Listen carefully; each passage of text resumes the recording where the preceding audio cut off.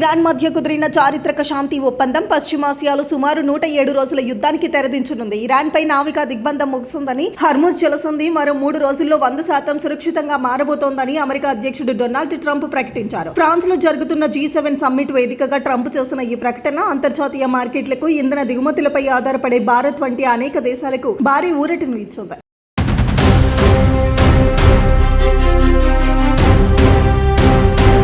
ఫిబ్రవరి 28న పశ్చిమ ఆసియాలో ఉద్రిక్తతలు మొదలైనప్పటి నుంచి ప్రపంచంలోనే అత్యంత రద్దీగా ఉండే నౌక రవాణా మార్గాల్లో ఒకటైన హర్ముజ్ జలసంధిలో దాదాపు అన్ని వాణిజ్య నౌకల రాకపోకలు నిలిచిపోయాయి. ప్రపంచంలోని 5వ వంతు అంటే సుమారు 20% ముడి చమురు, లిక్విడ్ న్యాచురల్ గ్యాస్ ఈ మార్గం ద్వారానే సరఫరా అవుతోంది. యుద్ధ ఉద్రిక్తతల వేళ ఆ క్రమేణా హర్ముజ్ ను మూసివేయడంతో భారత్ సహా చైనా, జపాన్, దక్షిణ కొరియా, గల్ఫ్ దేశాలు, యూరోపియన్ దేశాలు, పాకిస్తాన్, బంగ్లాదేశ్ వంటి దేశాలు ఇంధన కొరత, ద్రవ్యోల్బణం, ఆర్థిక నష్టాలతో సంక్షోభ పరిస్థితులను చవిచూశాయి. ఈ నేపథ్యంలో డొనాల్డ్ ట్రంప్ శాంతి ఒప్పందం ప్రకటనతో పశ్చిమాసియాలో ఆర్థిక వ్యవస్థలు తిరిగి గాడిలో పడనున్నాయి. హర్ముజ్ జలసంధి పూర్తిగా తెరుచుకోనుండడంతో ఎలాంటి సుంకాలు, ఆంక్షలు లేకుండా వాణిజ్య నౌకల రాకపోకలు సాగనున్నాయి. ఇక హర్ముజ్ పూర్తి స్థాయిలో అందుబాటులోకి వస్తే ప్రపంచ వ్యాప్తంగా క్రూడాయిల్ ధరలు మరింత స్థిరపడే అవకాశం ఉందని ఆర్థిక నిపుణులు విశ్లేషిస్తున్నారు.